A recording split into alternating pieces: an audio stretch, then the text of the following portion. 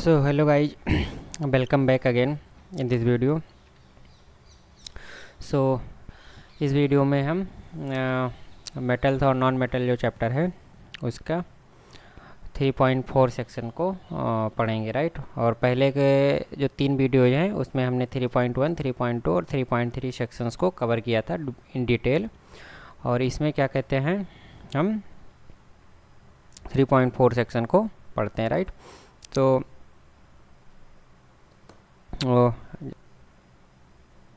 okay, so in the section 3.4 it is given मतलब occurrence of the metals, right. तो metals का मतलब कहाँ पे पाया जाता है उससे रिलेटेड चीज़ें बताई गई हैं। तो मेजर सोर्स ऑफ दी जो मेटल्स होते हैं, मतलब मेटल्स कहाँ से ज़्यादा मिलते हैं, वो अर्थ के क्रस्ट से मिलते हैं। तो आपको पता होगा कि अर्थ जो होता है हमारा वो बहुत सारी लेयर से मिलकर बना होता है, राइट। तो अगर आप देखोगे तो ये इसमें if I change the colour और जस्ट अ मिनट, हाँ, सबसे आउटर मोस्ट लेयर होता है। देन अर्थ के मेजर जो होते हैं 3 लेयर्स होते हैं, राइट। और if I change it again I will draw it like okay like this, so here, right. तो अर्थ के लेयर्स होते हैं। तो जब से सबसे पहला और एक अंदर में बोलते हैं, राइट। तो अंदर वाला जो सबसे पहला लेयर होता है, now I will again, okay, so yes, this one, so this layer is called the core, right। ये अर्थ का कोर होता है। अब इसमें जो है सबसे इनर मोस्ट जो होता है ये इनर कोर होता है, इनर कोर। और जो इसके बाहर का ये लेयर होता है ये आउटर कोर होता है, राइट। तो ये दोनों मिला करके कोर होता है। और जो सबसे अंदर का सॉरी लेयर होता है वो इनर कोर होता है। बाहर का जो कोर होता है उसको आउटर कोर बोलते हैं, राइट। ये हो गया। देन उसके बाद का जो ये वाला होता है इसको हम मेंटल बोलते हैं, मेंटल, राइट। और जो आउटर मोस्ट लेयर होता है उसको हम क्रस्ट बोलते हैं, अर्थ का क्रस्ट। तो अब जब ये अर्थ का मान लो ये सेंटर है और सेंटर से ये पूरा सर्कुलर अर्थ है, राइट। तो सेंटर से अब जाओगे तो सबसे ऊपर के लेयर को क्रस्ट, उसके बाद क्रस्ट के बाद जस्ट क्रस्ट बहुत थिन लेयर होता है, it is very thin layer, right, बहुत थिन ही होता है। देन मेंटल आता है, मेंटल के बाद आउटर कोर आएगा, आउटर कोर के बाद इनर कोर आएगा। तो ये 6,400 किलोमीटर के आसपास का रेडियस होता है हमारा अर्थ का। तो ये रेडियस में आप देखोगे तो ये अलग अलग डिस्टेंस पे अलग अलग चीज़ें मिलती जाएंगी। तो सबसे सेंटर में कोर है जहाँ पे मोल्टन फॉर्म में होता है। तो ये हो गया कि वही बता रहा है कि जो मेजर मेटल्स का जो मेजर सोर्स होता है वो अर्थ का क्रस्ट होता है, अर्थ के सबसे ऊपरी लेयर पे पाया जाता है। उसके बाद सी वाटर में मतलब आप देखोगे तो उसमें क्या होता है, बहुत ही खारा पानी होता है सी वाटर का। मतलब उसमें मिनरल्स होते हैं बहुत सारे, मतलब जैसे सोडियम, जो मिनरल्स मतलब बहुत सारे सॉल्ट जो होते हैं उसमें डिजॉल्व रहते हैं। वो बहुत ही खारा पानी मतलब वो सोडियम क्लोराइड उसमें या मैग्नीशियम क्लोराइड सॉल्ट बहुत सारा मिला होता है सी वाटर में, इसीलिए वो खारा होता है।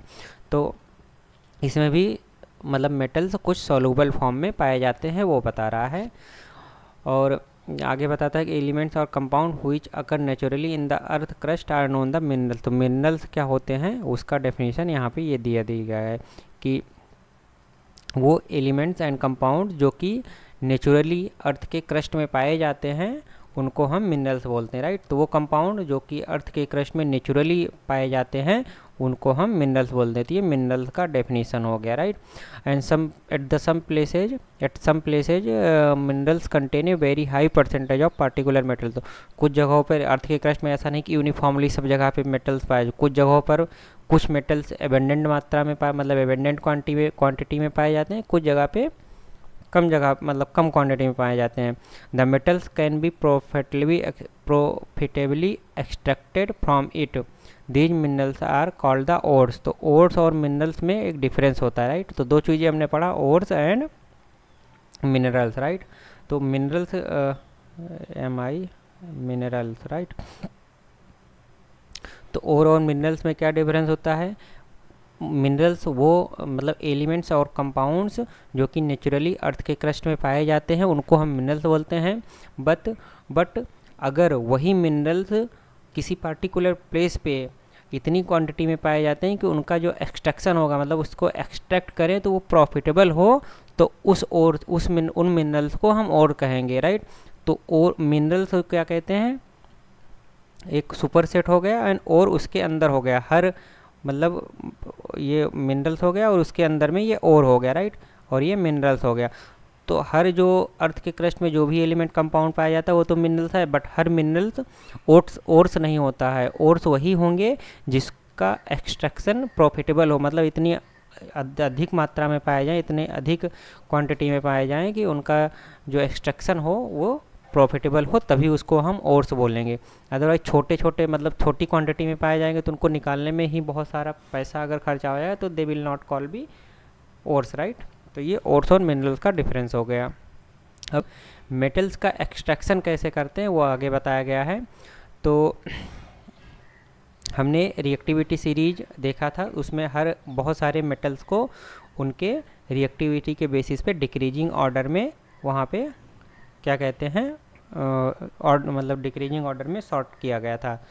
तो सबसे टॉप पे ज़्यादा रिएक्टिव वाले एलिमेंट थे और सबसे नीचे कम रिएक्टिव वाले, राइट।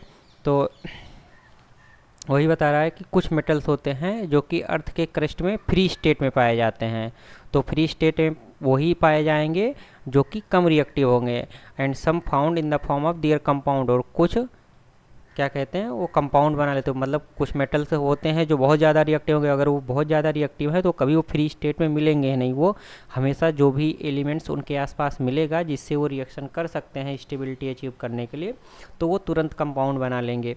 तो कुछ मेटल कंपाउंड के फॉर्म में मिलेंगे, कुछ फ्री स्टेट में मिलेंगे, ये बता रहा है, राइट।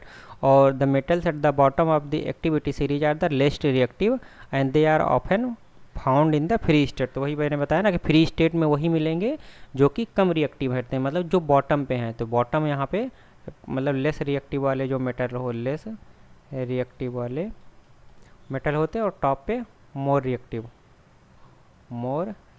मेटल्स होते हैं, राइट। और ये टेबल हो गया रिएक्टिविटी का टेबल। तो डिक्रीजिंग ऑर्डर तो ऊपर सबसे मोर रिएक्टिव, तो लेस रिएक्टिव वाले वो फ्री स्टेट में पाएंगे। तो लेस रिएक्टिव हमने देखा था कि वहाँ सबसे नीचे टेबल में क्या था, और उस टेबल को लर्न करने का मैंने एक वो आपको तरीका बताया था कि please stop calling me A zebra, I like her calling me A sweet guy, right. इस टाइप का हमने यहाँ पे एक एब्रीवेटेड सेंटेंस बोला था जिससे कि हम वो रिएक्टिविटी टेबल को याद रख सकते हैं। तो वो वीडियो में आप देख सकते हैं, पिछले वाले वीडियो में। अभी आगे भी क्वेश्चंस अगर उससे रिलेटेड आते हैं तो we will again discuss that abbreviated form to remember the reactivity series, right. So फिर वही आगे बता रहा है कि इसमें जो गोल्ड होता है, this gold, silver, platinum and copper, ये फ्री स्टेट में पाए जाते हैं because they are very less reactive, वो इतने रिएक्टिव नहीं होते, तो फ्री स्टेट में पाए गए। And copper and silver are also found in the combined state as their sulphide and oxide ores. तो जो यहाँ पे फ्री स्टेट में पाए जाने वाले मेटल्स में ये सिल्वर एंड कॉपर, ये दोनों चीज़ों की जो बात कर रहा है कि ये दोनों स्टेट में पाए जाते हैं, मतलब कंबाइंड स्टेट मतलब फ्री स्टेट में भी एज वेल एज ओर्स के फॉर्म में भी मिनरल या कंपाउंड के फॉर्म में भी पाए जाते हैं। तो कंपाउंड के फॉर्म में वो कॉपर ऑक्साइड या सिल्वर ऑक्साइड या कॉपर सल्फाइड या सिल्वर सल्फाइड के फॉर्म में वो मिलेंगे आपको। And the metals at the top of the activity series, तो वही बता रहा है कि जो एक्टिविटी सीरीज या रिएक्टिविटी सीरीज के टॉप पे जो मेटल्स होंगे, पोटेशियम था, sodium, calcium, magnesium, aluminium, right, they are so much reactive that they never found in the nature as A free element, वो नेचर में फ्री एलिमेंट के form में कभी पाए ही नहीं जाते हैं। और metals in the middle of the activity series, और तो हमने टॉप वाले को क्या देखा, टॉप वाले कभी फ्री स्टेट में पाए नहीं जाते, और बॉटम में जो रिएक्टिविटी सीरीज के बॉटम में जो एलिमेंट्स थे वो हमेशा फ्री स्टेट में पाए जाते थे। अब जो मिडिल में होते हैं, जो मॉडरेटली रिएक्टिव होते हैं, मतलब जब ना जो बहुत ज़्यादा रिएक्टिव होते हैं ना बहुत कम रिएक्टिव होते हैं, लाइक जिंक, आयरन, लेड, ये सब क्या कहते हैं, मेनली अर्थ के क्रस्ट में ऑक्साइड, सल्फाइड या कार्बोनेट, ये तीन के फॉर्म में पाए जाते हैं। जो कंपाउंड्स मिलते हैं, एलिमेंट्स के जो कंपाउंड मिलते हैं वो जनरली ऑक्साइड है ना, ये इम्पोर्टेंट है, याद रखना है, ऑक्साइड, सल्फाइड या कार्बोनेट के फॉर्म में उनके कार्बोनेट्स पाए जाएंगे। जैसे जो मिडिल में है तो या तो जिंक ऑक्साइड होगा या जिंक सल्फाइड होगा या जिंक कार्बोनेट होगा। इसी तरीके से आयरन ऑक्साइड, आयरन सल्फाइड या आयरन कार्बोनेट होगा। इस फॉर्म में वो कंपाउंड के फॉर्म में मिलते हैं जो मॉडरेटली रिएक्टिव्स होते हैं। You will find that the ores of many metals are oxide. बहुत सारे मेटल्स के जो ओर होते हैं वो ऑक्साइड्स होते हैं। क्यों? क्योंकि because the oxygen is a very reactive element, oxygen बहुत रिएक्टिव एलिमेंट है and very abundant on the earth. तो अर्थ में सबसे ज़्यादा मात्रा में क्या होता है आप देखोगे तो मतलब अर्थ पे मतलब बहुत अबेंडेंट मात्रा में ऑक्सीजन मिलती है। तो ये जो रिएक्टिव एलिमेंट्स होते हैं मतलब मेटल्स जो होते हैं वो जनरली जब वो रिएक्शन करते हैं तो वो ऑक्साइड के फॉर्म में ही पाए जाते हैं। चूँकि अर्थ में अबेंडेंट मात्रा में ऑक्सीजन रहती है तो ऑक्सीजन से वो तुरंत रिएक्शन कर लेते हैं अपनी रिएक्टिविटी की वजह से और ऑक्साइड का फॉर्मेशन करते हैं और उसी ऑक्साइड के फॉर्म में ही जनरली मिलते हैं। तो ऑक्साइड सबसे मेन मिनरल्स का मतलब मेटल्स का फॉर्म होता है, राइट, मिनरल्स का फॉर्म होता है। और सल्फाइड और कार्बोनेट्स जो होते हैं वो कम होते हैं। तो सल्फाइड का मतलब उसमें SO4 लगा रहेगा और कार्बोनेट का मतलब CO3 लगा रहेगा, राइट, जैसे Na2 CO3 और जिंक सल्फाइड, ऐसे ये सब है ना। और जो ऑक्साइड रहेगा उसमें केवल ऑक्सीजन रहेगा। तो ये आपके लिए ये नॉलेज हो गया। So thus on the basis of the reactivity we can group these metals into the following 3 category। तो रिएक्टिविटी के बेसिस पे हम 3 कैटेगरी में सारे के सारे जो मेटल्स थे उनको ग्रुप कर सकते हैं। तो metals of very low reactivity, metals with the medium reactivity या moderate reactivity and metals with the high reactivity. तो 3 ग्रुप में सारे मेटल को कैटेगराइज कर लिया गया है बेस्ड ऑन देयर रिएक्टिविटी। तो ये चीज़ यहाँ पे बता रहा है, right. Different techniques are to be use for the metals falling in each category. तो अलग जो ज़्यादा रिएक्टिव मेटल्स होते हैं उनको एक्सट्रैक्ट करने के अलग तरीके होते हैं, जो मीडियम रिएक्टिव होते हैं उनके लिए अलग तरीका होता है, जो हाई रिएक्टिव होते हैं उनके लिए अलग तरीका होता है। ये चीज़ यहाँ पे बता रहा। तो several steps are involve in the extraction of the pure metal from the ores. तो ओर्स हमें जो जिस फॉर्म में हमको मेटल्स या कंपाउंड मिल कोई भी मेटल या एलिमेंट जिस फॉर्म में मिलता है वो ओर्स के फॉर्म में मिलेगा अर्थ के क्रस्ट में। फिर उसी ओर से हमको जो प्योर मेटल होता है उसको एक्सट्रैक्ट करना होता है और वो एक्सट्रैक्ट करने के लिए बहुत सारे स्टेप्स होते हैं। That steps are shown in this figure, right, figure 3.10। Each step is explained in the detail subsequent section. तो सब्सिक्वेंट सेक्शन में आप देखोगे जितने भी स्टेप्स हैं वो सबको एक्सप्लेन किया गया। और आप अगर लेफ्ट साइड में देखोगे कि यहाँ पे activity series and related metallurgy, उससे रिलेटेड टेबल भी एक दिया गया। तो इसमें सबसे ऊपर भी देखोगे तो जो ये वाले क्या मेटल थे, ये वाले हाई रिएक्टिव मेटल थे, right, these are the high reactive metal. High reactive metals होते हैं। तो हाई रिएक्टिव मेटल को हम इलेक्ट्रोलिसिस प्रोसेस से एक्सट्रैक्ट करते हैं। तो इलेक्ट्रोलिसिस क्या होता है वो आगे हम पढ़ेंगे।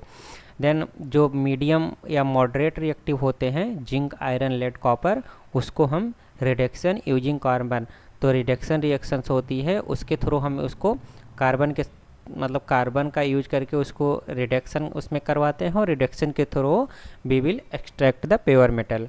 एंड जो लेस रिएक्टिव होते हैं जैसा कि कॉपर हो गया, इसमें कॉपर यहाँ भी आता है यहाँ भी आता है। तो कॉपर, सिल्वर और गोल्ड, ये सब जो लेस रिएक्टिव होते हैं ये मॉडरेट होते हैं, राइट, मीडियम या मीडियम इसको बोल सकते हैं, मीडियम रिएक्टिव।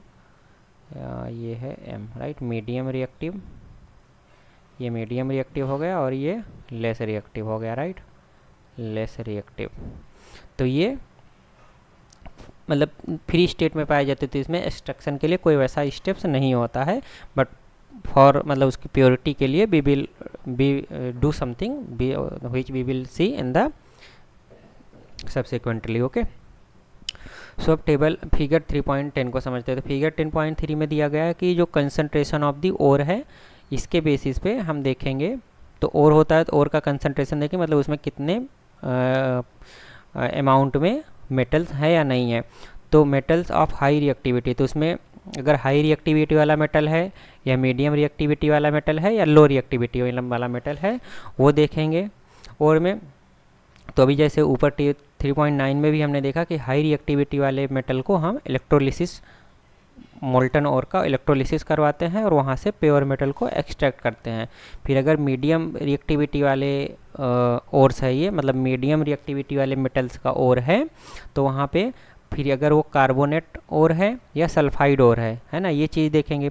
तो अगर कार्बोनेट है तो वहाँ कैल्सिनेशन प्रोसेस होता है जिसके बारे में आगे पढ़ेंगे, और अगर सल्फाइड ओर है तो वहाँ पे रोस्टिंग करते हैं, वो भी एक प्रोसेस होता है, that we will study later, हाँ, इन दिस चैप्टर। सब मतलब इस थोड़ा सा सेक्शन के आगे हम पढ़ेंगे।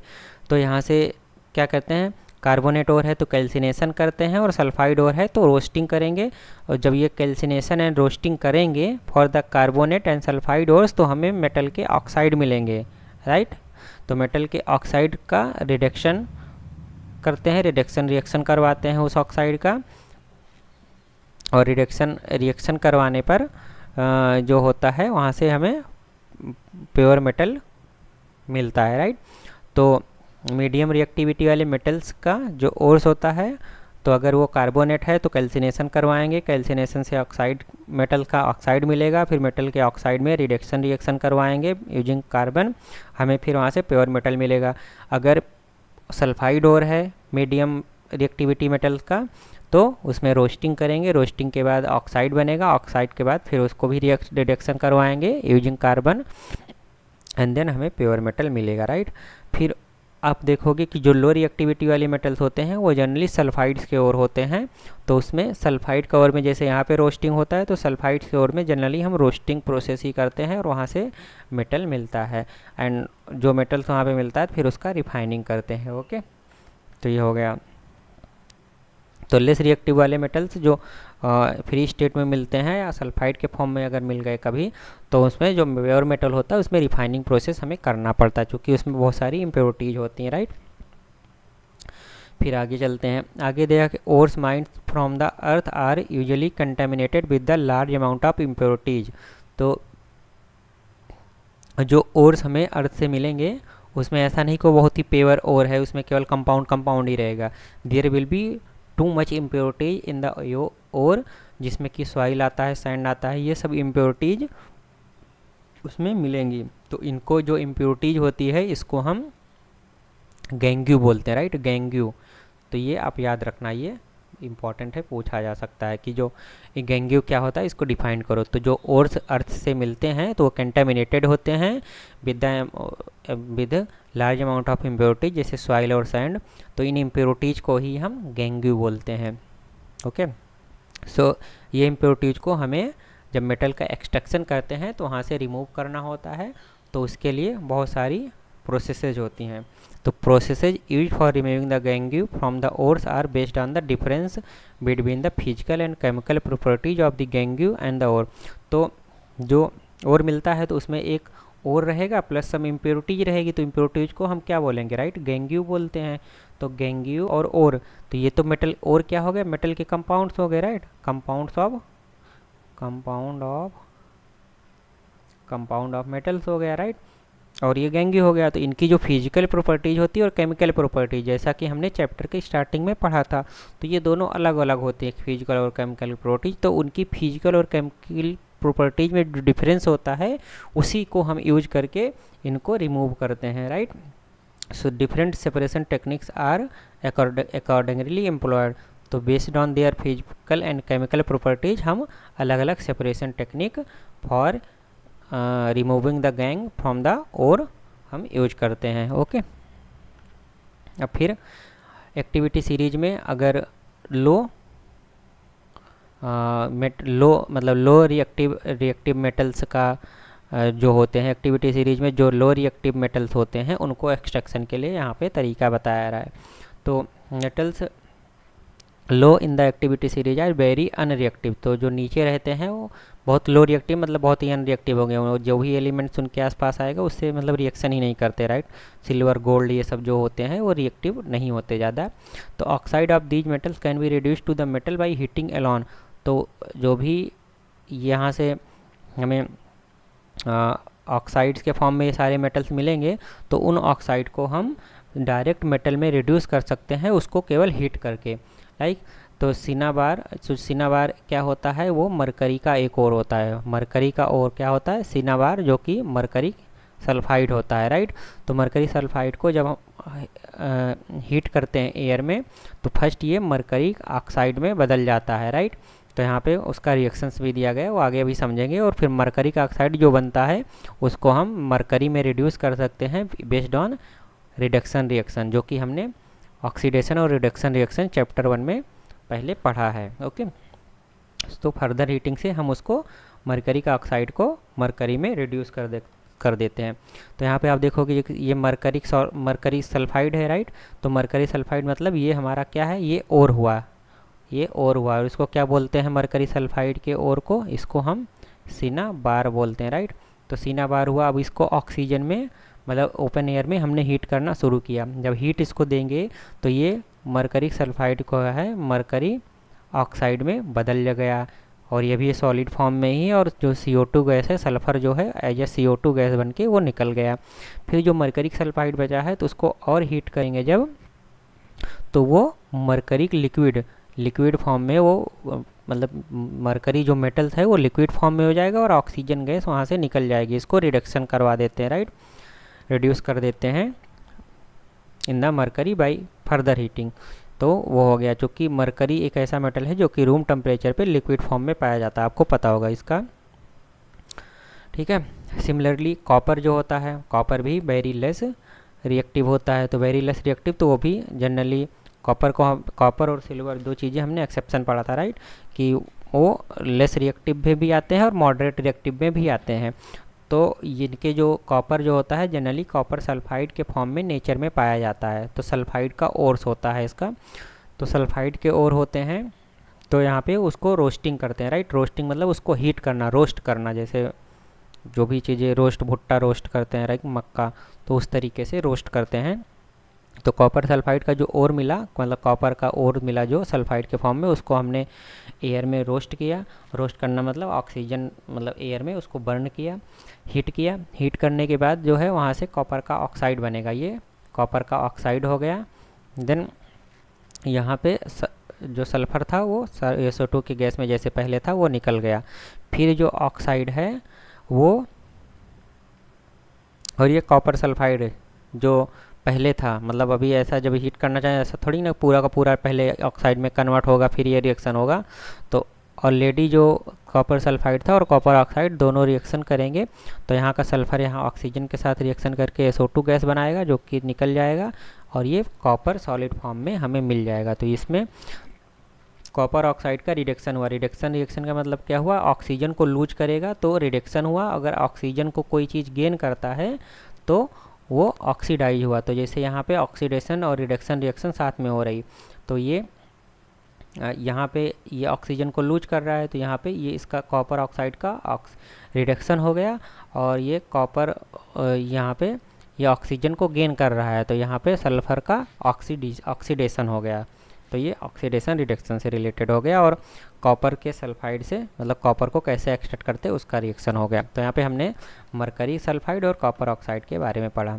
अब जो मिडिल रिएक्टिविटी वाले मेटल्स होते हैं उनको एक्टिविटी सीरीज जो मिडिल रिएक्टिविटी वाले मेटल्स होते हैं उसको कैसे एक्सट्रैक्ट करते हैं। तो मिडिल रिएक्टिविटी में आयरन आता है, जिंक आता है, लेड आता है और कॉपर इसमें भी आता है, राइट। सो ये मॉडरेट रिएक्टिव होते हैं, तो ये सल्फाइड और कार्बोनेट के फॉर्म में मिलते हैं, जैसा कि हमने वो टेबल में ऊपर पढ़ा भी था, राइट। तो या तो ये सल्फाइड के फॉर्म में पाए जाएंगे या तो कार्बोनेट के फॉर्म में पाए जाएंगे। तो अगर ये it is easier to obtain a metal from its oxide as compare to its sulphide. तो अगर मेटल्स ऑक्साइड के फॉर्म में हैं तो उससे मेटल को एक्सट्रैक्ट करना ईजियर होता है as compare to the sulphide और carbonate, right. Therefore prior to the reduction the metal sulfide and carbonate must be converted into the metal oxide।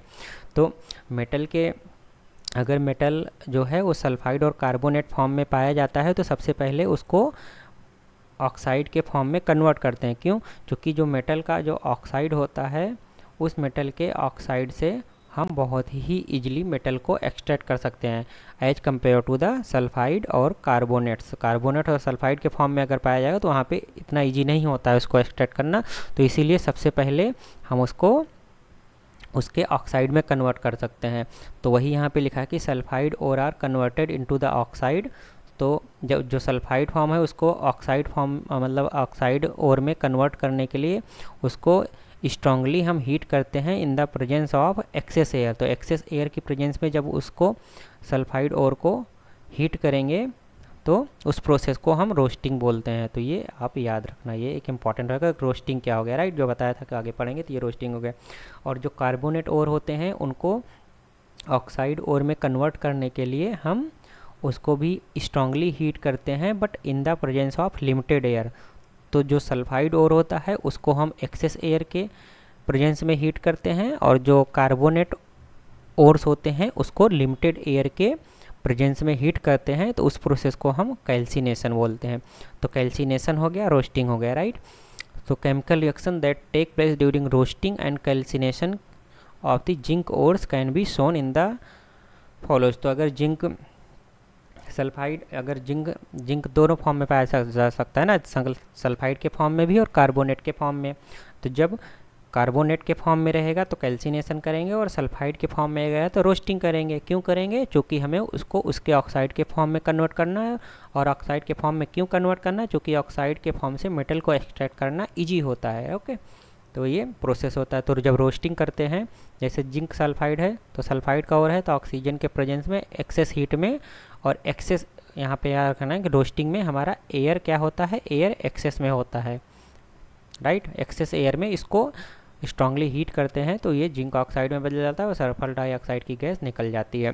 Calcination में क्या होता है, जो होता है तो जब इसको हीट करते हैं लिमिटेड एयर है तो यहाँ पे उसको दिखाया नहीं गया है ना कि एयर है, तो यहाँ पे लिमिटेड एयर होगा, in the limited air, right. Limited air में तो वो जिंक कार्बोनेट जो होता है जिंक ऑक्साइड में बदल जाता है और यहाँ से CO2 गैस निकल जाती है। ओके, अब इसके बाद हमने सल्फाइड और कार्बोनेट ओर्स को, तो उसको क्या कहते हैं, उसमें रोस्टिंग और कैल्सिनेशन करके, राइट। तो सल्फाइड के ओर्स में रोस्टिंग करके और कैल्सिनेशन, कार्बोनेट के ओर्स में कैल्सिनेशन को करके उसको ऑक्साइड में कन्वर्ट कर लिया। अब ऑक्साइड में जब कन्वर्ट हो गया तो उससे हम उसको मेटल ऑक्साइड को तब उसको रिड्यूस कर देते हैं रिडक्शन रिएक्शन को यूज करके कोरस्पॉन्डिंग मेटल्स में, राइट। तो जिंक ऑक्साइड जब मिला उसको तब उसको हम आगे फर्दर कार्बन के थ्रू उसको रिड्यूस करवाएंगे रिड्यूसिंग एजेंट डाल के, है ना। कार्बन क्या होता है, रिड्यूसिंग एजेंट होता है। तो वो जिंक ऑक्साइड को रिड्यूस कर देगा जिंक के मतलब प्योर मेटल के फॉर्म में, और वहाँ से कार्बन मोनोऑक्साइड गैस निकल जाएगी, राइट। तो रिडक्शन का मतलब मैंने क्या बताया था, रिडक्शन का मतलब ये हुआ कोई चीज़ अगर ऑक्सीजन को लूज कर रही है तो वहाँ पे रिडक्शन होगा, और ये कार्बन अगर ऑक्सीजन को गेन कर रहा है तो इसका ऑक्सीडेशन हो गया। तो जिंक ऑक्साइड ऑक्सीजन को लूज कर दिया तो ये रिडक्शन हो गया, तो इसीलिए इसको रिड्यूस, और किसकी प्रेजेंस में हो रहा है, कार्बन से, तो कार्बन रिड्यूसिंग एजेंट की तरह काम कर रहा है और इसका रिडक्शन हो रहा है, और कार्बन का क्या होता है, ऑक्सीडेशन हो रहा है। ओके, क्योंकि वो ऑक्सीजन को गेन कर रहा है। With you are already familiar with the process of oxidation reduction. तो वही वाला पहले चैप्टर 1 में हमने ऑक्सीडेशन और रिडक्शन प्रोसेस को वहाँ पे डिटेल में पढ़ा था। So obtaining the metal from their compound is also a reduction process. तो मेटल को उनके ऑक्साइड के फॉर्म से उसको मेटल्स को ऑब्टेन करने का जो प्रोसेस होता है वो रिडक्शन प्रोसेस होता है। Beside using carbon to reduce metal oxide to the metal sometime displacement reaction can also be use. तो पहला तरीका क्या हो गया कि carbon as a reducing agent जो होता है उसको यूज करके रिडक्शन रिएक्शन यहाँ पे होती है, रिडक्शन के थ्रू हम मेटल को एक्सट्रैक्ट कर सकते हैं। फिर दूसरा तरीका यहाँ पे एक और तरीका बता रहा है, दूसरा तरीका होता है डिस्प्लेसमेंट रिएक्शंस को हम करवा सकते हैं, राइट। डिस्प्लेसमेंट रिएक्शन क्या होती है वो भी आगे समझा जाए। डिस्प्लेसमेंट रिएक्शन के थ्रू भी बहुत सारे मेटल्स को हम एक्सट्रैक्ट कर सकते हैं। तो जो हाईली रिएक्टिव मेटल्स होते हैं जैसे सोडियम, कैल्शियम, एल्युमिनियम, यहाँ पे वो रिड्यूसिंग एजेंट की तरह काम करते हैं because they can displace the metal of lower reactivity from their compound. तो हमने लास्ट में भी पढ़ा था मतलब इसके पहले वाले वीडियोज में कि डिस्प्लेसमेंट क्या हो, मतलब रिएक्टिविटी टेबल में जो टॉप पे, ये रिएक्टिविटी की टेबल है, तो जो टॉप होती है, टॉप पे जो मेटल होंगे और जो लोअर मतलब बॉटम पे, राइट, बॉटम पे जो मेटल होंगे, तो जो रिएक्टिविटी सीरीज में जो मतलब जो मेटल उस किसी और मेटल से, मान लो ये बी मेटल है और ये उसके ऊपर ए मेटल है, तो ए मेटल ज़्यादा रिएक्टिव होता है बी मेटल से, तो जो ज़्यादा रिएक्टिव मेटल है वो लेस रिएक्टिव मेटल को उसके कंपाउंड से डिस्प्लेस कर देगा, तो उसी बेसिस पे वो डिस्प्लेसमेंट रिएक्शन बोलते हैं उसको। तो वहाँ से डिस्प्लेस करके क्या कहते हैं वो, वही उसी के बारे में यहाँ ये बात कर रहा है, डिस्प्लेसमेंट रिएक्शन करके भी हम उसको मेटल को एक्सट्रैक्ट कर सकते हैं। तो यहाँ पे मैंने ऑक्सीडेशन क्या होता है और रिडक्शन क्या होता है उसके बारे में लिखा है। अगर कोई सब्सटेंस ऑक्सीजन को गेन करता है या हाइड्रोजन को लूज करता है ड्यूरिंग ए रिएक्शन, तो ये ऑक्सीडाइज हो जाता है। तो अभी बताया ना कि ऑक्सीजन को अगर गेन करता है या हाइड्रोजन को लूज करता है तो ऑक्सीडाइज हो जाएगा, और इसी तरीके से कोई सब्सटेंस अगर ऑक्सीजन को लूज करता है या हाइड्रोजन को गेन करता है, दो चीज़ें होती हैं जो कि चैप्टर 1 में हमने पढ़ा था, तो वो रिएक्शन क्या होती है, वहाँ पे रिडक्शन होता है, रिडक्शन रिएक्शन होता है, राइट। तो ये ऑक्सीडेशन और रिडक्शन से रिलेटेड चीज़ें हो गई, राइट। तो ऑक्सीजन को लूज किया तो रिडक्शन हो गया, ऑक्सीजन को गेन किया तो ऑक्सीडेशन हो गया। सिमिलरली दूसरे कंटेस्ट में अगर हाइड्रोजन को अगर लूज किया तो ऑक्सीडेशन हो गया, और हाइड्रोजन को अगर गेन किया तो रिडक्शन हो गया। ओके, दोनों चीज़ें होती हैं।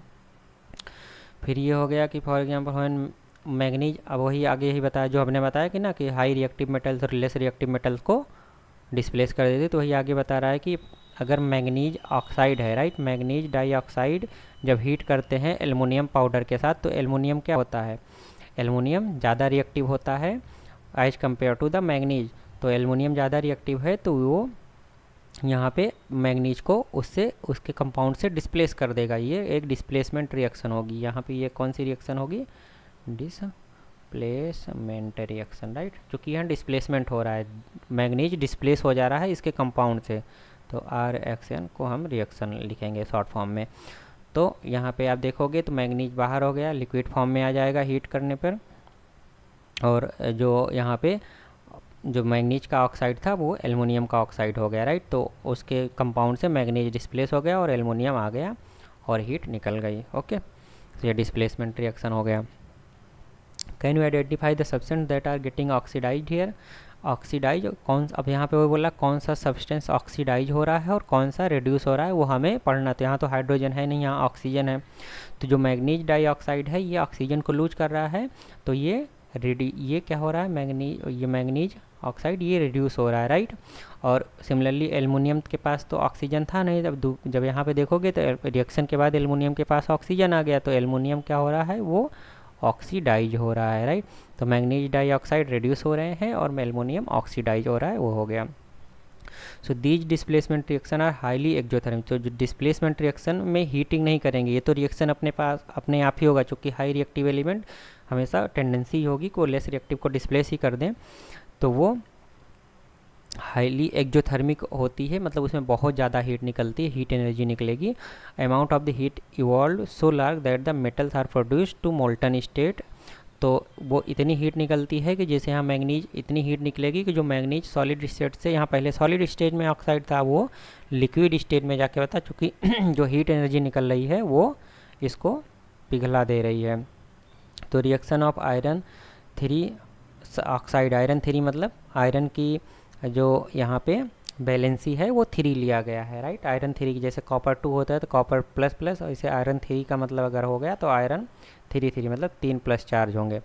तो ये हो गया। With the aluminium use to join the railway track and cracked machine part. तो क्रैक मशीन पार्ट, और यहाँ पे आयरन ऑक्साइड और एल्युमिनियम का जो मिक्सर होता है उसको रेलवे ट्रैक अगर कहीं पे क्रैक वगैरह है तो उसको ज्वाइन करने में काम होता है। This reaction is known as thermite reaction. तो ये आप याद रख सकते हो सकता है एग्जाम में पूछे, इंपॉर्टेंट पॉइंट रहा है, राइट।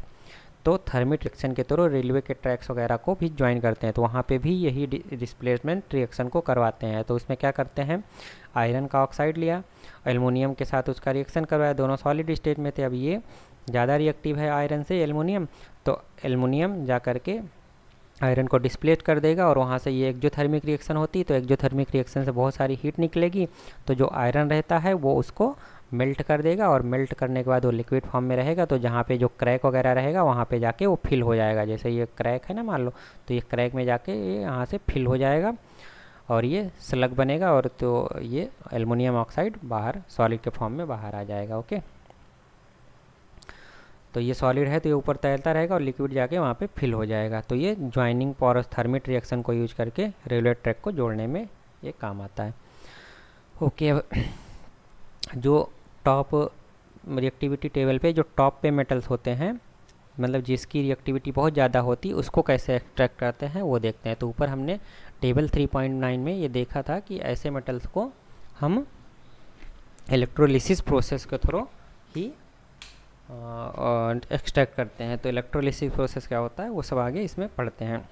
तो यहाँ पे आप देखोगे तो फिगर भी दिया गया है ना, रेलवे ट्रैक को जोड़ने के लिए ये थर्मिट प्रोसेस को, रेलवे ट्रैक को जोड़ने के लिए थर्मिट प्रोसेस जिसमें थर्मिट रिएक्शन का यूज होता है उसके थ्रू ये जोड़ रहे हैं, फिगर में दिखाया भी गया है।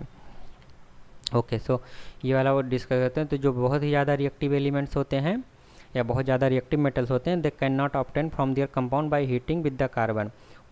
तो वहाँ पे रिडक्शन वगैरह रिएक्शन या डिस्प्लेसमेंट रिएक्शन यूज करके नहीं एक्सट्रैक्ट कर सकते हैं, है ना, क्योंकि carbon can not reduce the oxide of sodium and magnesium and calcium तो and aluminium to the respective metals, है ना, क्योंकि वो बहुत ही ज़्यादा रिएक्टिव होते हैं। जैसे ही उसको मतलब कार्बन तो क्या होता है बहुत नीचे होता है, कार्बन उतना रिएक्टिव नहीं होता है ना, तो जो वो उसको वहाँ से उसमें रिड्यूस नहीं कर पाएंगे उसके जो प्योर मेटल फॉर्म में होता है उसके ऑक्साइड। जैसे सोडियम का ऑक्साइड अगर है मतलब तो उससे सोडियम में रिड्यूस नहीं कर पाएंगे, और मैग्नीशियम का ऑक्साइड है तो मैग्नीशियम में रिड्यूस कर पाएगा कार्बन वगैरह, राइट, क्योंकि वो बहुत ही रिएक्टिव होते हैं। इनकी मोर एफिनिटी होती है फॉर ऑक्सीजन देन कार्बन। तो जो ये मेटल्स हाई रिएक्टिव मेटल्स होते हैं इनका ऑक्सीजन के प्रति एफिनिटी बहुत ज़्यादा होती है as compare to the carbon. मतलब वो अगर ऑक्सीजन और कार्बन दो चीज़ उनके सामने है तो वो ऑक्सीजन से तुरंत रिएक्शन करेंगे as compare to the carbon, right. तो इसीलिए वो कार्बन वहाँ पे उसको रिड्यूस नहीं कर पाता, एज अ रिड्यूसिंग एजेंट वहाँ पे काम ही नहीं करता हाई रिएक्टिव मेटल्स के केस में। तो these metals are obtain by electrolytic reduction. तो यहाँ पे हम नॉर्मल रिडक्शन प्रोसेस जो होता है वो नहीं, यहाँ पे इलेक्ट्रोलिटिक रिडक्शन करवाना पड़ता है। सो जैसे सोडियम, मैग्नीशियम, कैल्शियम ये सब इलेक्ट्रोलिसिस जो कि हाई रिएक्टिव एलिमेंट्स होते हैं, तो यहाँ पे हाई रिएक्टिव मेटल्स होते हैं तो इलेक्ट्रोलिसिस प्रोसेस को यूज करके उसको एक्सट्रैक्ट करते हैं और उनका molten are obtain by the electrolysis of their molten chloride. तो उनका मोल्टन क्लोराइड का लिक्विड होता है उसमें इलेक्ट्रोलिसिस करवाते हैं, वहाँ से हम मेटल को ऑब्टेन करते हैं। These metals are deposited on the cathode negatively charge electrode. तो कैथोड होता है वो, अब जब भी इलेक्ट्रोलिसिस करवाते हैं तो वहाँ पे दो मतलब इलेक्ट्रोड्स होते हैं, एक कैथोड होता है। तो कैथोड जो होता है वो हमेशा वहाँ पे केटायन जाता है, केटायन जाता है तो मतलब ये निगेटिव चार्ज वाला होगा। और एनोड जो होता है वो क्या होता है वहाँ पे हमेशा एन आयन जाता है, तो ये पॉजिटिव चार्ज वाला होता है। तो एनोड पॉजिटिव चार्ज वाला होता है, कैथोड निगेटिव चार्ज वाला इलेक्ट्रोड होता है, ये आप याद रखना, राइट। तो एनोड पॉजिटिव चार्ज वाला इलेक्ट्रोड होता है, कैथोड निगेटिव चार्ज वाला इलेक्ट्रोड होता है। तो जो मेटल्स होते हैं, मेटल्स क्या होंगे, मेटल्स जनरली पॉजिटिव आयन होते हैं ना। मेटल्स मतलब उसमें हमने ऊपर पढ़ा भी था कि जैसे Na है तो Na प्लस बनाएगा, Ca है तो Ca प्लस प्लस बनाएगा, मैग्नीशियम है तो मैग्नीशियम प्लस प्लस बनाएगा, राइट। तो ये सब पॉजिटिवली चार्ज आयन होते हैं मेटल्स। जब उनके क्लोराइड के फॉर्म को उनके मतलब सॉल्यूशन में डिप करेंगे तो वो आयन के फॉर्म में आ जाते हैं। और ये आयन्स जो होते हैं फिर जो निगेटिव इलेक्ट्रॉन होगा, क्योंकि ये पॉजिटिव है तो जो निगेटिव वाला इलेक्ट्रोड होगा, निगेटिव इलेक्ट्रोड कौन था, कैथोड, तो उसकी तरफ जा करके वहाँ पे कैथोड पे डिपॉजिट हो जाएंगे, राइट। और जो क्लोरीन होता है, क्लोरीन अब जैसे NaCl मान लो लिया हमने, राइट, सोडियम क्लोराइड लिया। अब सोडियम क्लोराइड है तो इसको जब इलेक्ट्रोलिसिस प्रोसेस करोगे तो यहाँ से Na मतलब पहले तो जब सॉल्यूशन में इसको डालोगे, वाटर में डालोगे तो Na प्लस Cl माइनस हो जाएगा। तो Na प्लस कैथोड पे जा करके डिपॉजिट हो जाएगा और Cl माइनस जो है वो एनोड पे चला जाएगा, क्योंकि एनोड क्या होता है पॉजिटिव इलेक्ट्रोड होता है। तो और ये क्लोरीन निगेटिव इलेक्ट्रॉन है तो निगेटिव पॉजिटिव को अट्रैक्ट करेगा। तो ये निगेटिव वाला पॉजिटिव जहाँ पे जाएगा वहाँ पे क्लोरीन गैस को लिबरेट करेगा, मतलब क्लोरीन गैस बनेगी ये नोड पे, वहाँ से निकलेगा। ओके, तो हमेशा अपोजिट आयन एक दूसरे को अट्रैक्ट करते हैं। तो Na+ मतलब Na+ और ये जो मेटल्स के आयन होते हैं पॉजिटिव होते हैं, तो और ये फिर ये इसीलिए ये निगेटिव वाले जो इलेक्ट्रोड होगा मतलब कैथोड इलेक्ट्रोड की तरफ जाएंगे, जो कि अपोजिट चीज़ें अट्रैक्ट करती हैं एक दूसरे को। तो ये यहाँ पर पॉजिटिव था तो ये निगेटिव को अट्रैक्ट मतलब निगेटिव की तरफ अट्रैक्ट होंगी, और जो क्लोरीन आयन था वो निगेटिव था तो वो पॉजिटिव की तरफ अट्रैक्ट होंगी। तो जो रिएक्शंस होती हैं इलेक्ट्रोलिसिस प्रोसेस में वो यहाँ पे दिखाई गई हैं। तो वो रिएक्शंस पे देखोगे तो कैथोड पे क्या रिएक्शन होता है, हमने बताया कैथोड मतलब क्या होता है, कैथोड निगेटिव होता है, और एनोड क्या होता है, पॉजिटिव इलेक्ट्रोड होता है। तो कैथोड निगेटिव होता है तो वहाँ पे मतलब इलेक्ट्रॉन्स की बहुत सारी एबेंडेंट होते हैं। तो जब ये सोडियम प्लस आयन गया निगेटिवली, जो ये निगेटिवली इलेक्ट्रोड्स होते हैं कैथोड पे, तो कैथोड पे इलेक्ट्रॉन का एबेंडेंस होता है, तो वो इलेक्ट्रॉन को एक ले लेगा इसका ऑक्टेट कंप्लीट करने के लिए, है ना, क्योंकि जो इलेक्ट्रॉन लूज किया वो इलेक्ट्रॉन ले लेगा और वो पूरा सोडियम का एक एटम बना देगा। उसी तरीके से जब क्लोरीन जाएगा एनोड पे, एनोड मतलब पॉजिटिव इलेक्ट्रोड होता है, जब वहाँ पे जाएगा तो पॉजिटिव वहाँ पे इलेक्ट्रॉन्स की कमी होती है, वो पॉजिटिव है तो मतलब इलेक्ट्रॉन्स की कमी है, राइट। तो इलेक्ट्रॉन्स की कमी होती है तो वहाँ पे वो 2 इलेक्ट्रॉन को त्याग देगा, 2 इलेक्ट्रॉन को लूज कर देगा और ये क्लोरीन गैस बना लेगा। तो एनोड पे ये रिएक्शंस होती है और कैथोड पे ये सोडियम आयन वाली रिएक्शंस होती है, ये आपको याद रखना।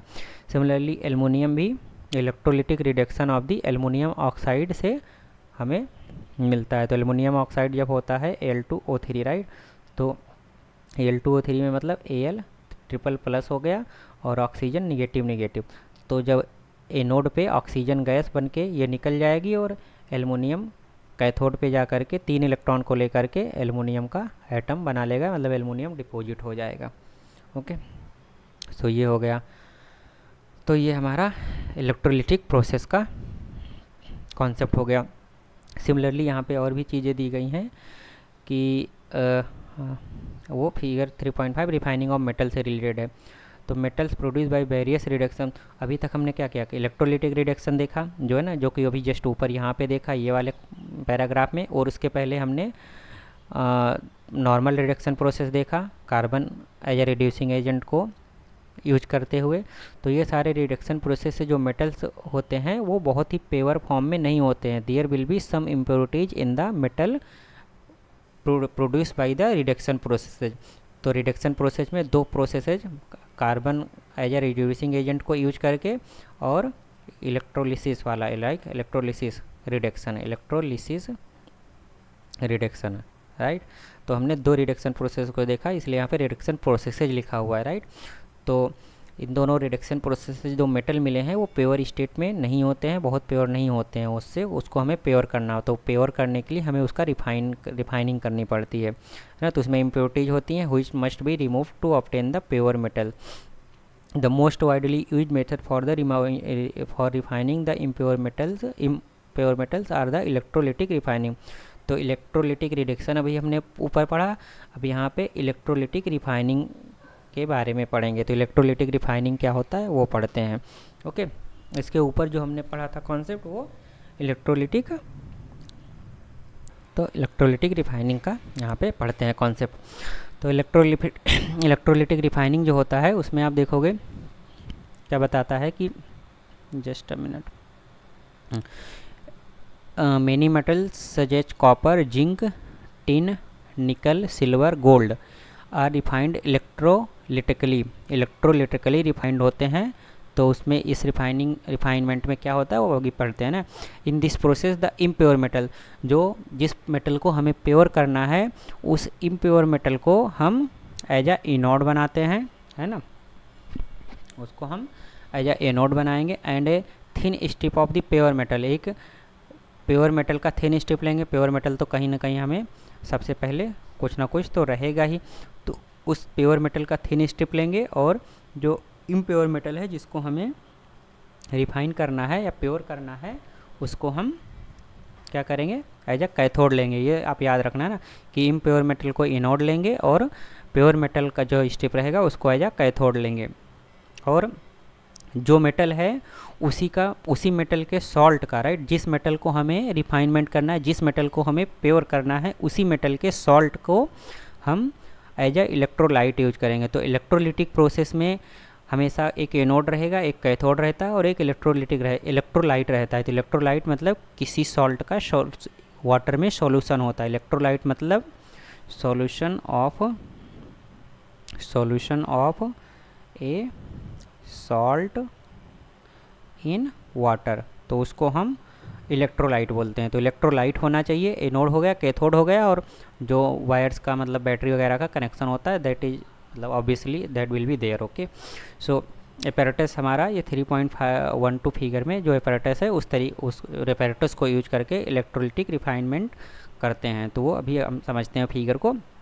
तो यहाँ पे आपको इतना समझ में आ गया। तो हमें जो इम्प्योर मेटल है उसको एनोड बनाना है, एक प्योर मेटल की स्ट्रिप को कैथोड बनाना है, और एक उसी मेटल को, जिस मेटल को हमें प्योर करना है, उसी मेटल के सॉल्ट का इलेक्ट्रोलाइट लेना है। ये तीन चीज़ें आपको आई थिंक क्लियर हो गई। और जो एपैरेटस 3.12 में है उस एपैरेटस को यूज करना है। On passing the current through the electrolyte the pure metal from the anode dissolve into the electrolyte. तो सबसे पहले हम सर्किट को पढ़ लेते हैं, तो I think it will be easy for us to remember. तो यहाँ पे आप देखोगे ये कैथोड हुआ, ये एनोड हुआ। एनोड मतलब क्या हो गया?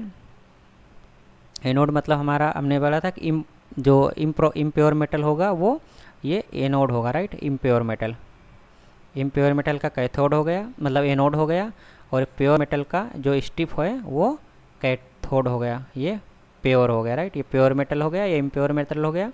और हमने यहाँ पे कॉपर सल्फेट का सॉल्यूशन लिया है। तो उसी जैसे कॉपर का ही रिफाइनमेंट हम करें तो कॉपर सल्फेट क्या हुआ? कॉपर का एक सॉल्ट हुआ, उसी मेटल का सॉल्ट हुआ ना, कॉपर वाले मेटल का सॉल्ट हुआ। तो इस मेटल का सॉल्ट का एसिड में या वाटर में सॉल्यूशन लिए, तो यहाँ पे एसिडिफाइड सॉल्यूशन लिखा है, मतलब एसिड में इसका सॉल्यूशन ले लिया। तो ये आप देख रहे हो जो ये बीकर में भरा हुआ है ये उसका सॉल्यूशन हो गया। और फिर ये दोनों इलेक्ट्रोड को हम एक की और एक बैटरी के थ्रू हमने कनेक्ट किया है, राइट। तो ये हमारी पूरी सर्किट कंप्लीट हो गई, राइट। तो वही यहाँ पे बता रहा है कि anode is impure copper and cathode is the strip of the pure copper. On passing the electric current pure copper is deposited to the anode. तो वो कैसे डिपॉजिट होता है वो अभी हम आगे इसमें समझते हैं। तो यहाँ पे वही बोल रहा है कि जब हम करंट को पास करेंगे तो जो प्योर मेटल होता है, राइट, इलेक्ट्रोलाइट में जब करंट पास करेंगे तो pure metal from the anode dissolve into the electrolyte. तो एनोड मतलब हमारा था क्या था? इम्प्योर वाला इलेक्ट्रोड था ना, इम्प्योर मेटल्स का इलेक्ट्रोड था। तो वहाँ पे जो प्योर मेटल होगा वो हमारा इसी जिस इलेक्ट्रोलाइट लिया था, जो एसिडिफाइड मतलब इलेक्ट्रोलाइट जो मेटल्स के सॉल्ट का सॉल्यूशन था, तो उसी इलेक्ट्रोलाइट में वो प्योर मेटल डिजॉल्व हो जाएगा। जो कि पहले इम्प्योरिटी थी ना, पहले इम्प्योर मेटल का एनोड लिया था तो उसमें कुछ मेटल्स होंगे, कुछ इम्प्योरिटी होगी। तो उस पूरे के पूरे इलेक्ट्रोड से प्योर मेटल जो है वो उसमें डिजॉल्व हो जाएगा इलेक्ट्रोलाइट में, वही ये बता रहा है, राइट। और equivalent amount of the pure metal from the electrolyte is deposited on the cathode. तो जितना मान लो यहाँ से ये हमारा क्या था? ये इम्प्योर मेटल का एनोड था, और यहाँ पे ये कैथोड था, और यहाँ पे ये हमारा पूरा बीकर था, और यहाँ पे सारा सॉल्यूशन था बहुत सारा, राइट। तो मान लो यहाँ से 1 ग्राम मेटल जो एनोड था, जो कि इम्प्योर था, 1 ग्राम मेटल यहाँ पे इसमें डिजॉल्व हो गया इस एसिडिफाइड सॉल्यूशन में। तो 1 ग्राम मेटल यहाँ पे जा करके वही डिपॉजिट हो जाएगा। यहाँ पे 1 ग्राम मेटल कैथोड पे जाके डिपॉजिट हो जाएगा। तो 1 ग्राम अगर एनोड से डिजॉल्व होता है मेटल सॉल्यूशन में, तो 1 ग्राम जा करके कैथोड पे डिपॉजिट हो जाएगा जब इलेक्ट्रिक करंट इसमें आप फ्लो करोगे। तो इस तरीके से जैसे जैसे ये डिजॉल्व होता जाएगा वैसे वैसे यहाँ पे प्योर मेटल यहाँ पे जा करके डिपॉजिट होता जाएगा कैथोड पे। तो वही चीज़ बताया है, the soluble impurities go into the solution. और जो यहाँ पे इम्प्योरिटीज होगी, ये चूँकि ये पिघलता जा रहा है, ये मतलब डिजॉल्व होता जा रहा है, तो इसकी जो इम्प्योरिटीज होगी वो एनोड के आसपास पूरी इकट्ठा हो जाएंगी। ये पूरा यहाँ पे इम्प्योरिटीज इकट्ठा हो जाएंगी। और ये इम्प्योरिटीज क्या होती हैं? वो जो सॉल्यूशन है उसमें इनसॉल्यूबल होती हैं, राइट। तो इनसॉल्यूबल जो इम्प्योरिटीज़ होती हैं वो बॉटम एनोड के बॉटम पे इकट्ठा हो जाती हैं बहुत सारी, और उसको हम एनोड मड के नाम से जानते हैं। ओके, तो ये आपको आई थिंक ये इलेक्ट्रोलिटिक रिफाइनमेंट कैसे होता है ये आपको समझ में आ गया होगा। ओके, सो आगे बढ़ते हैं। आगे आप देखोगे तो इसमें बहुत सारे क्वेश्चंस दिए गए हैं बेस्ड ऑन हमने जो ऊपर पढ़ा, तो मिनरल्स और ओर और गैंग्यू।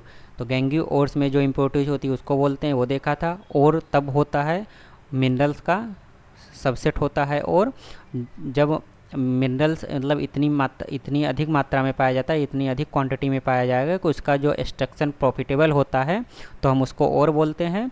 और जो भी एलिमेंट्स या कंपाउंड जो कि उसके नेचुरल फॉर्म में अर्थ के क्रस्ट में पाए जाते हैं तो उनको हम मिनरल्स बोलते हैं। ओके, तो ये हो गया। अब दो metals which are found in the nature in the free state, तो हमने सिल्वर और गोल्ड, ये गोल्ड का केमिकल सिंबल होता है और सिल्वर का होता है Ag, राइट। तो ये दोनों मेटल्स नेचर में फ्री स्टेट में पाए जाते हैं। और chemical processes use for the obtaining the metal from the oxide, तो उसके ऑक्साइड से मेटल को ऑब्टेन करने के लिए हम कौन सा केमिकल प्रोसेस यूज करते थे, हम रिडक्शन प्रोसेस यूज करते हैं। तो ये हो गया। ओके, क्योंकि carbon as a reducing agent को यूज करते थे और वहाँ से हम रिडक्शन करवा करके, रिडक्शन प्रोसेस को यूज करके प्योर मेटल को ऑब्टेन करते थे। ओके ओके, फिर आगे हमारा 3.5 का सेक्शन दिया गया। तो 3.5 में क्या दिया गया है वो पढ़ते हैं। ओके, तो ये चीज़ I think I will cover in the next video. Okay, otherwise ये वीडियो बहुत लंबा हो जाएगा। Okay, thank you very much.